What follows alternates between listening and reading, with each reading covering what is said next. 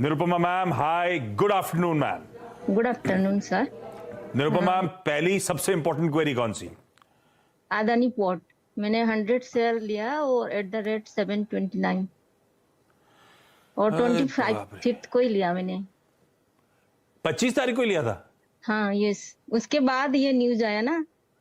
अरे हाँ, तब तक तो सब बढ़िया ही था। अदानी पोर्ट सबको अच्छा लग रहा था। फंडामेंटली अदानी ग्रुप की कोई स्टॉक सबसे ज्यादा पसंद आता था एक्सपर्ट्स को, अदानी पोर्ट था। राजेश सर, हाल फिलहाल की खरीद है, 10 दिन में 250 रुपए उड़ गए मेरे। 10 दिन भी कहाँ हुए, गिनती के ट्रेडिंग सेशंस में 250 रुपए उड़ गए राजेश सर। इस बीच में फंस गई। और वाकई 25 तारीख तक कुछ नहीं हुआ था, उसके फॉलोइंग सेशंस में वो अपडेट्स आए और देखिए क्या हाल हो गया। आप इस और निरुपमा मैम एक एग्जाम्पल है बहुत सारे लोगों की अदानी पे क्वेरीज में। और नीरज बाजपेयी अभी कुछ देर पहले सोशल मीडिया लाइव्स कर रहे थे। राजेश सर, जितनी क्वेरीज थी उसमें 90% अदानी ग्रुप या अदानी के इंडिविजुअल स्टॉक्स को लेकर थी, या उससे रिलेटेड बैंक्स के एक्सपोजर को लेकर थी। वो सब अपनी कहानी। अदानी पोर्ट्स क्या करना चाहिए? निरुपमा मैम, आपने लिया क्यों था? ट्रेडिंग के लिए लिया था या किसी और लॉजिक से लंबी अवधि के लिए?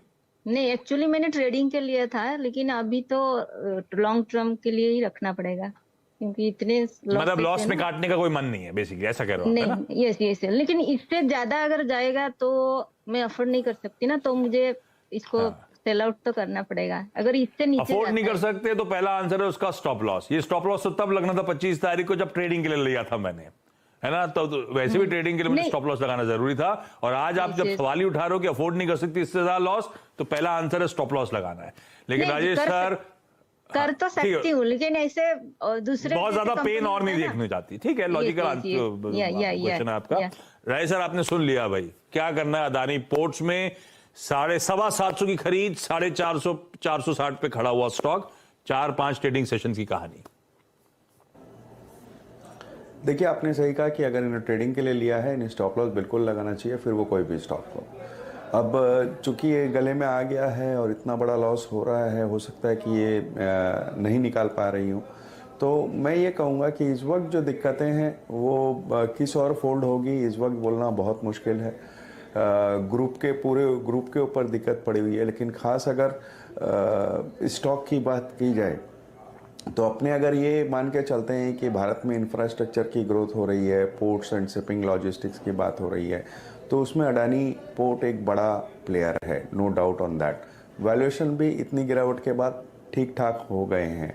और सबसे बड़ी बात अगर आप ध्यान दो तो कल के बजट में जो एलोकेशन हुआ है उसमें एक बड़ा हिस्सा इंफ्रास्ट्रक्चर पे गया है।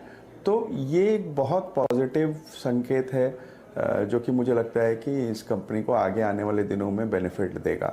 बट अब चूंकि दिक्कत है कि इस वक्त पूरे ग्रुप में दिक्कत चली हुई है, राइट लेफ्ट एंड सेंटर लोग स्टॉक बेच रहे हैं, शॉर्ट कर रहे हैं, तो इस वक्त हो सकता है कि थोड़ा पेन आपको और देखना पड़े जब तक कि ये स्टेबलाइज नहीं हो जाए। बेहतर स्ट्रेटेजी ये होगी कि इस वक्त अगर आप थोड़ी सी मन को कठोर करो और इसमें निकल जाओ और दोबारा स्टेबलाइज हो, तो फिर उसके बाद एक कॉल ले लेना वो बेहतर होगा।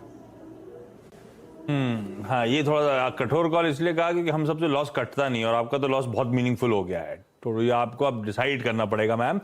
अब लॉजिकली ये अदानी ग्रुप का एक स्टॉक था जो वैल्यूएशन वाइज बहुत स्ट्रेच्ड था भी नहीं, पिट रहा है इन लेवल्स पे, अट्रैक्टिवनेस और बढ़ गई होगी हो सकता है, लेकिन इस समय सेंटिमेंट ज्यादा डोमिनेट कर रहे हैं लॉजिक को और वो momentum lose out, steam lose out हो रही है। कहना मुश्किल है कितना और प्रेशर आएगा वाकई। तो ये अब आप डिसाइड करो मैम।